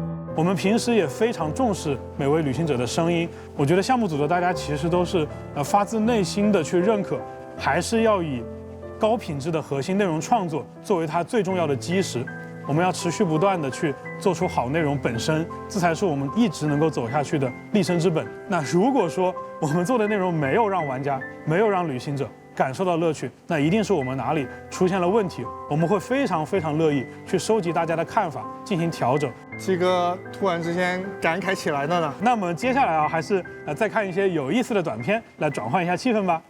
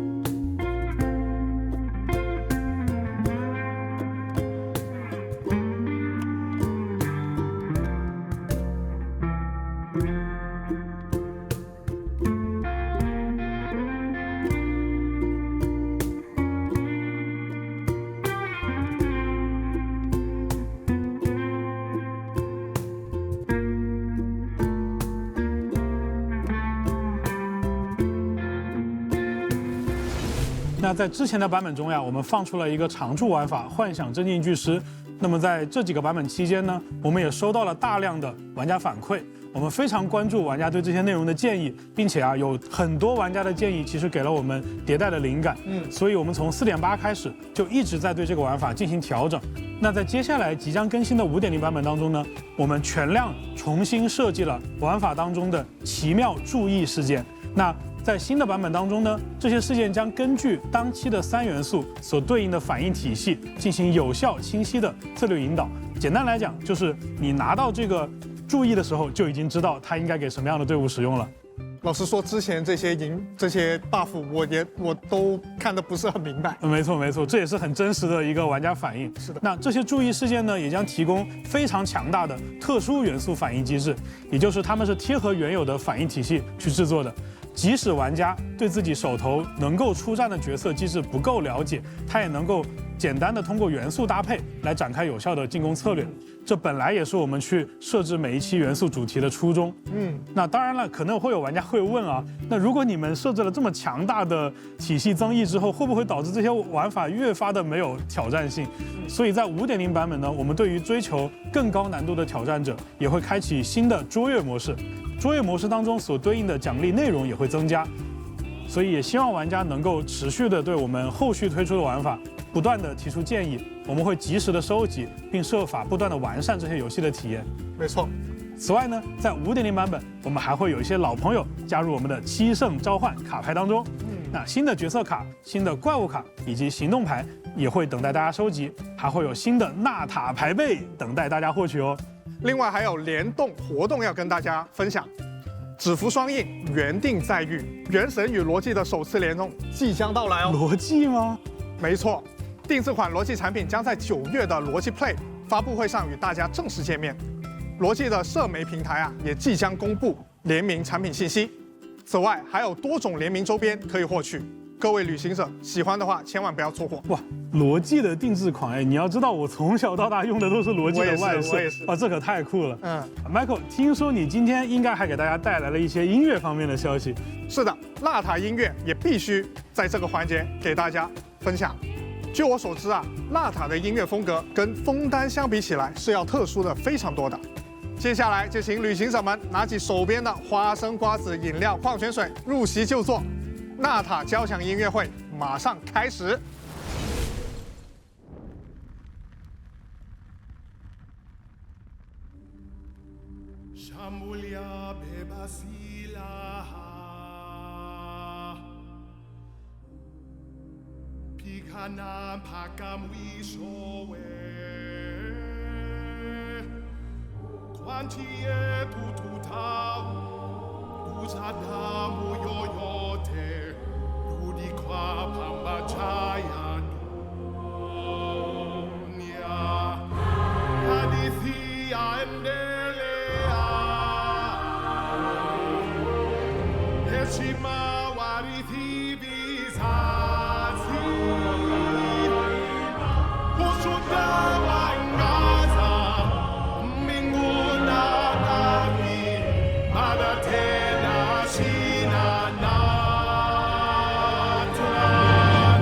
Yeah.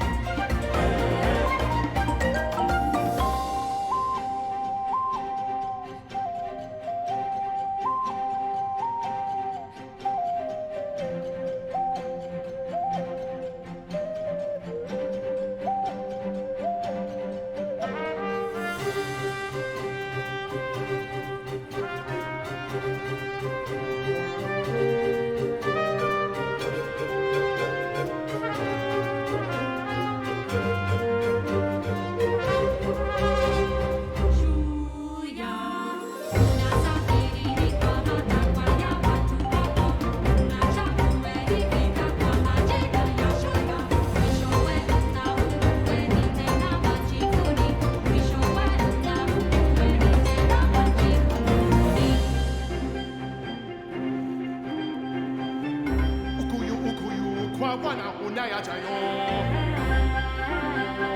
再也不会把我们搞错一次。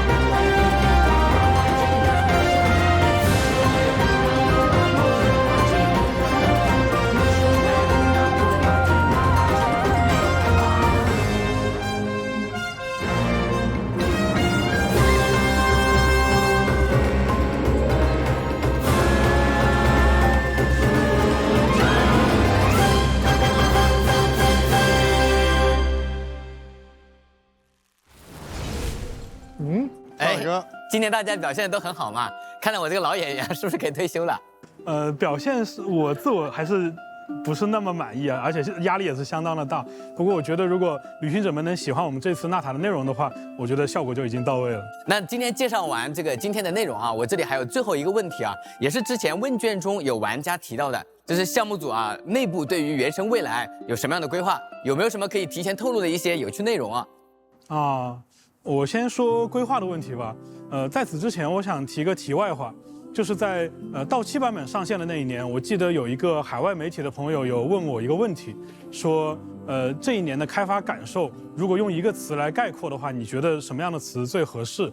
那当时我其实用了一个词叫进化。这个词不光是指我们整个团队为了去做更多原先从未体验过的内容所做出的个人努力，所做出的团队的进化。另一方面，其实也是直到今天大家看到的像纳塔这样的内容，也是我们这个进化之路上的其中一小步。那每年我们都会努力的做出一些让大家眼前一亮的有新概念的内容呈现给大家。那刚才大家也有问，在故事上我们有没有什么长线规划？我们会在未来的旅途上遇到更多的伙伴和敌人，那么他们其中有一些呢，一直活在坊间传闻当中。那还有一些呢，可能迄今为止和玩家只有一面之缘，玩家和他们也不甚了解。那还有一些呢，可能他们对旅行者是陌生的，对于提瓦特的众人也是陌生的。但是这些人和世界的命运之间也是息息相关的。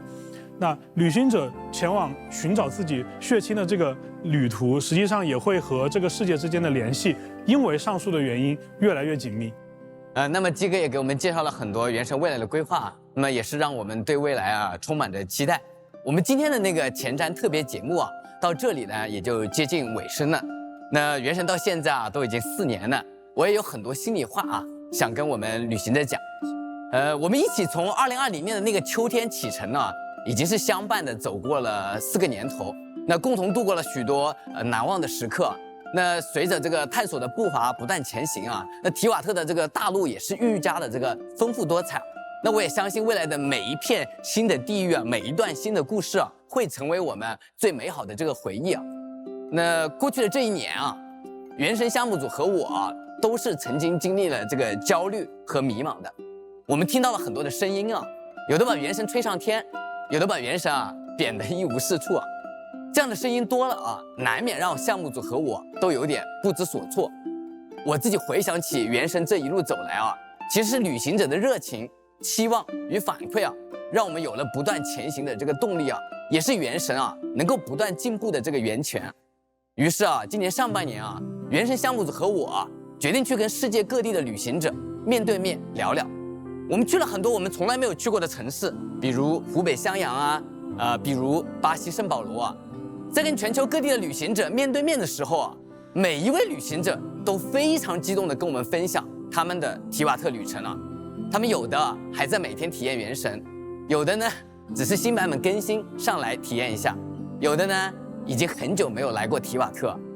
跟他们聊完呢，制作组和我重新理解了旅行的意义啊。我们的脑子里啊想起了那句啊，我们终将重逢啊。我们意识到啊，只有对旅行者的陪伴是原神唯一不能改变的，其他一切皆可改变啊。也正是因为有了各位旅行者啊，我们才有机会在未来带来更多精彩优质的内容。最后呢，我们将在8月28日迎来全新的5.0版本火之国纳塔。那这片炙热而神秘的土地啊，也是等待着每一位勇敢的旅行者前去探索。感谢大家一直以来的支持与陪伴，愿你们的纳塔之旅充满惊喜与期待。旅行者们，我们纳塔见！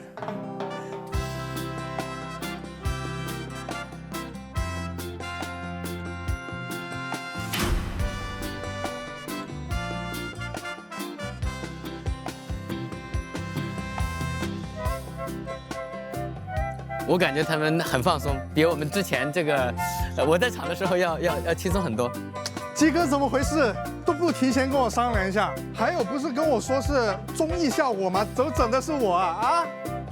我不知道，龙龙不知道，我只是一条孽龙，你不要来找我，是大尾龙要我干的，要找大尾龙去啊！我不在的时候，他们谈笑风生。哟，好玩吗？好玩，咋了？像不像 bug 单？像你的 bug 单，拿这么厉害，我就看你还修不修你 bug。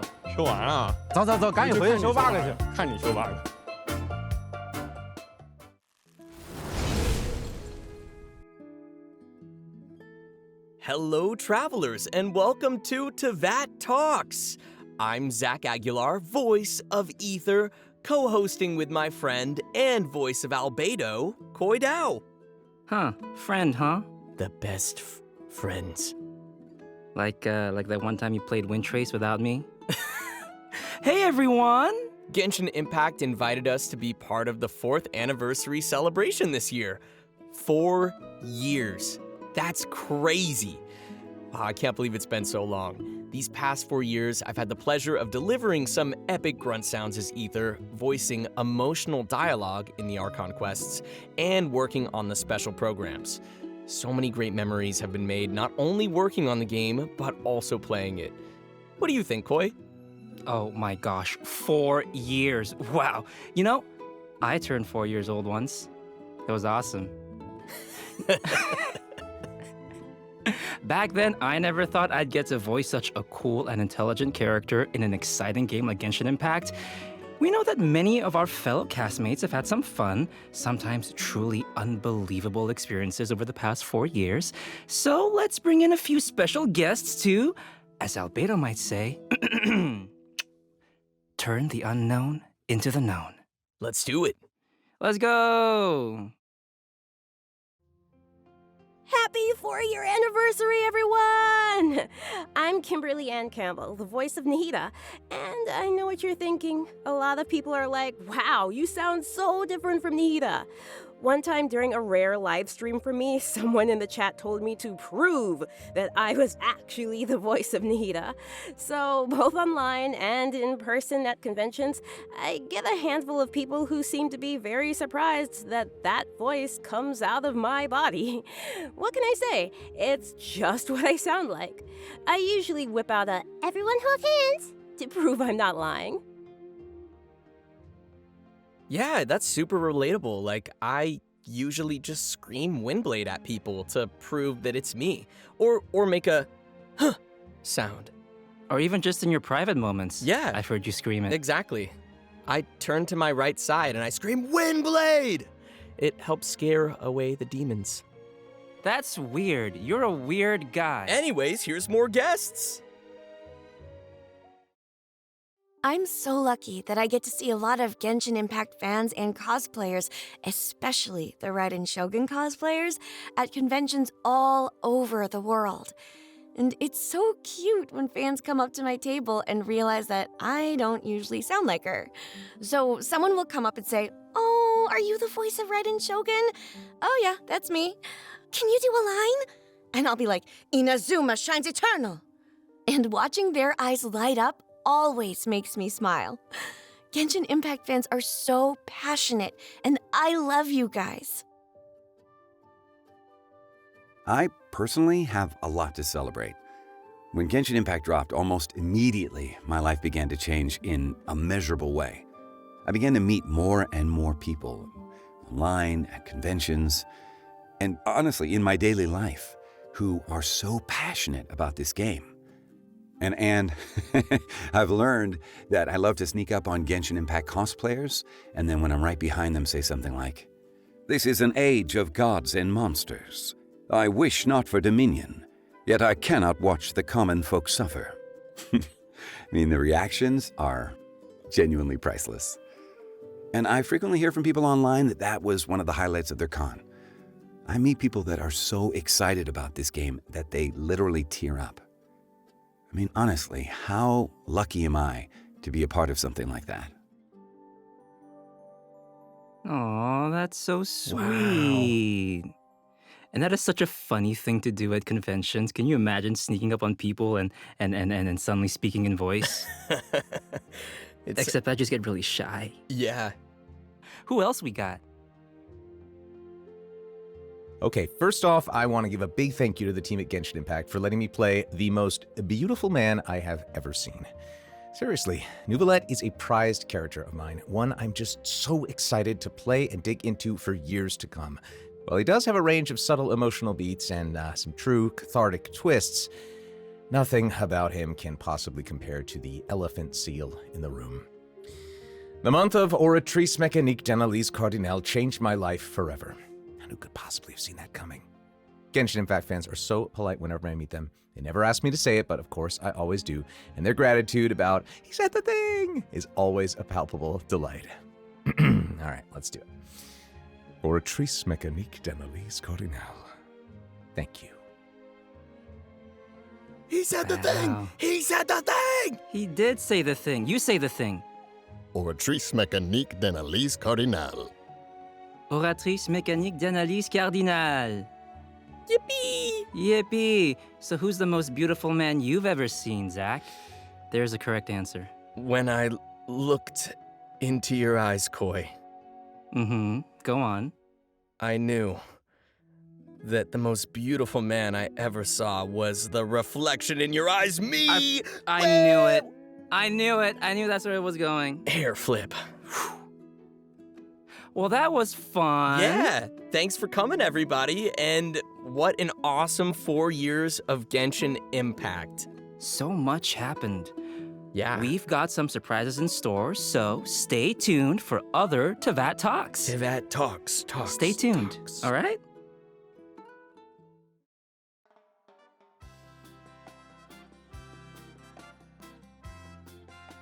Welcome to Teyvat Talks. I'm Sarah Miller-Cruz, the English voice of Lumine, and joining me are my lovely co-hosts, Crystal and Jenny. Yay! Hi, everybody. Crystal Lee here. I voice Clarande, the legendary champion duelist herself. Pew, pew, pew.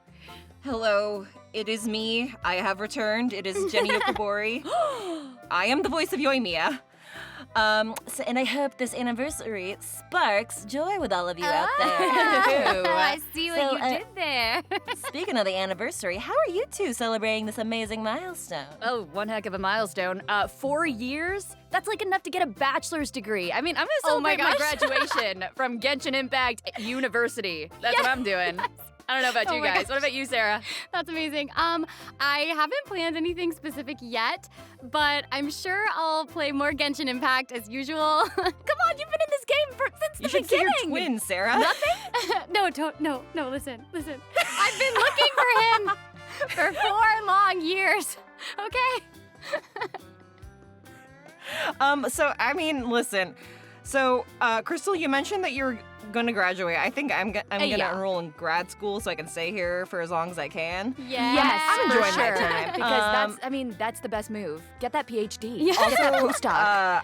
I am very much a person that is motivated by sweet little treat culture, and so I just want to know when my next sweet little treat's gonna be. And I think I want to indulge in a cake. I want to get one of the Genshin Impact birthday cakes that they send you on your birthday. It's 4 years of looking at them, and I want one. Oh my god, about time.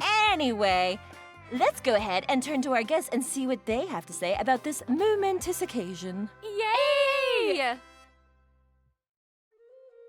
Happy anniversary, Genshin Impact! I'm so humbled to be part of such a vast world and talented cast. When I auditioned for Chiori, I felt such a connection to her inner strength as a fellow AFAB business owner who is often told they are intimidating, who was discouraged at the beginning of their career, and who has big aspirations. Throughout the recording, Chiori has continued to inspire me through her bold and individualistic style, and I hope to have brought a bit of me to you all through her. Oh, that is so sweet. Wait, that's I lovely. love that. I love Brittany. That is so great. That's an amazing answer. I really love how Genshin Impact shows a lot of really strong women, like a business owner as being one of such example. That's amazing. Yes, yes. Oh my gosh. And I feel like a lot of us do feel such connections to our characters, and that's partially what I think, helps us Really connect, bring them to yeah. life. You know what I mean? I feel like I'm a lot like Lumine because I also have a twin brother in real life. Yes. Yeah, so it's one of And the you just reasons can't that find him recording for anywhere. the We Are Reunited quest is so special and emotional for me. Honestly, I've gotten teary-eyed basically every single time we've recorded Ether and Lumine getting to be together again because I really cannot imagine how horrible it would be to be separated from my twin brother. It just makes me so emotional. Oh, no, So it's one of the Sarah. reasons that when our amazing director was giving me direction for the opening cutscene where they get separated, it actually made me cry. Oh. The end. I love to laugh, if you couldn't tell. And I love to laugh as Farina, especially. Some of my favorite booth moments involve doing her variety of laughs. I also kept cracking up later on when she's directing and shouts, "Action!" I had so much fun doing those in a variety of ways, and I'm so happy the team liked the variety and even some of the sillier ones. You know the ones. On the other side of the spectrum, one of my favorite scenes I got to do was when Farina was on stage, reliving all those different moments from her past up to the current day. I'm not joking when I say I couldn't stop crying in the booth while recording those. Legit. Tears for days. Oh. That's a lot of tears today. That's a lot of. Oh my gosh. I know. I guess everyone's talking about things that made them emotional. Right. Gosh. I'm just I'm gonna keep saying this because I love so much of our cast, but I love Amber, and Yes. she's She's amazing. It's very true. She does love to laugh. She's a close friend of mine, and I can confirm that. So I feel like Farina was just made for her. Right. And it's the way that a lot of people match up with their characters and relate so well, it's one of the most incredible things. And seriously, Farina has some of the cutest laughs ever. Absolutely agree. Yeah. Oh my gosh. Well, okay. Back to the question though. What about you, Jenny? Okay, so my first job when I moved out to LA was actually being a pyrotechnician. Wait, no way. Are you serious? That's amazing. What? I had such a blast, pun fully intended, by the way, at that job, and it really helped shape who I am.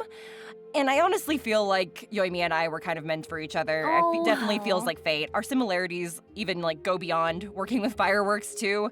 Yoimi and I are extremely bubbly and very talkative, as you guys have probably picked up on by now. And we love you both for it. Thank you. However, I think the most meaningful similarity is the love we both feel for our disabled fathers. My father has since passed, but I grew up as the primary caretaker for my father who had Alzheimer's. So seeing Yoimiya interact and help her father really struck a chord with me. I'm getting a little bit choked up. I love her so much.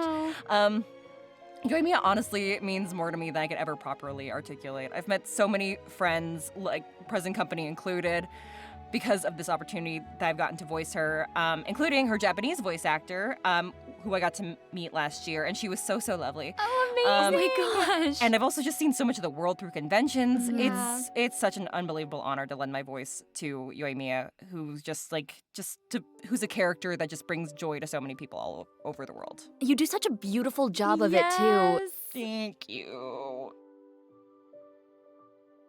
When I was cast as Venti, I was like, yay! I'm so excited to be a bard because I love singing. Yay! So for the Vinelesa Fest, Venti keeps talking about how he's rehearsing this big song and that he's going to perform it at the end of the event, and he keeps saying the word song.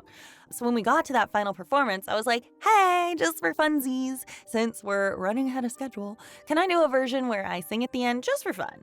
And the team was like, sure, if you can come up with a tune really quick, we can do it just for fun. So I went on break for like 5 minutes and came back with a little tune for the lyrics and then recorded it in one take. It was super fun, but I didn't expect them to actually use it in the game because, like I've said 5,000 times, it was just for fun. And so when the event came out and people started excitingly tagging me in posts about Venti singing, I was so shocked and so excited. Oh my gosh. And it was just so sweet to see how much Venti singing meant to the fans. Like, the reactions were so heartwarming, and I was so happy. I'd love to sing in the game for another event sometime, but I'm also happy to go back to his pretty poetry too. I'm just really happy that I got to sing at least once in the game.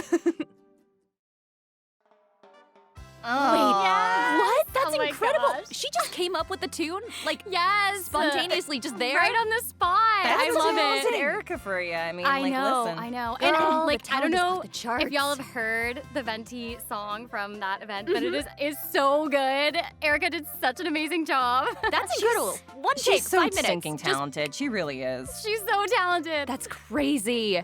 I know. Oh my Well, okay, so gosh. we've been hearing about how all these people feel like a connection to their character, and I was wondering, Crystal, if you have Oh! an answer to that. Oh my gosh. Ooh, juicy. I mean, yeah, no, I think one of the things that really brought me so close to Cloran was when I found out she was a secret nerd. Like, the second I found out she plays tabletop and like plays tabletop with her friends, like Navia, and I was like, that's crazy, because I Yeah. walked in and everyone on the call was like, hey, so I don't know if you know about tabletop or like certain games involving tabletop. And I was Yeah. like, are you kidding me? I live for that stuff. I love it so much. And so to be able to bring that side to her was just so incredibly fun. And I loved connecting with how much she's secretly super, super friendly. Like, you don't expect it when you meet her. She's like super stoic and like down to business, but secretly she's just out here loving her friends and like supporting people. And yeah, I don't know. I loved that aspect of her.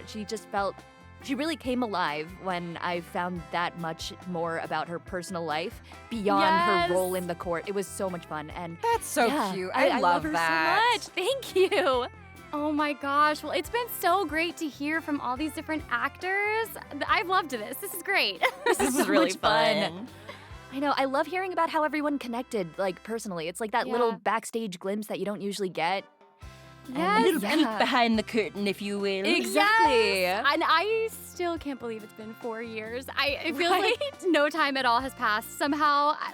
And also all the time has passed. Like, It's time- so surreal. It really It is. Who knows? Well, oh my hey, gosh. I mean, well, this has been great. I've had so much fun with y'all today. Same. And I can't wait for the next. So, I mean, hey, everyone, Yeah. stay tuned for more. And happy anniversary, travelers. Yes, Stay happy tuned. anniversary. Woo!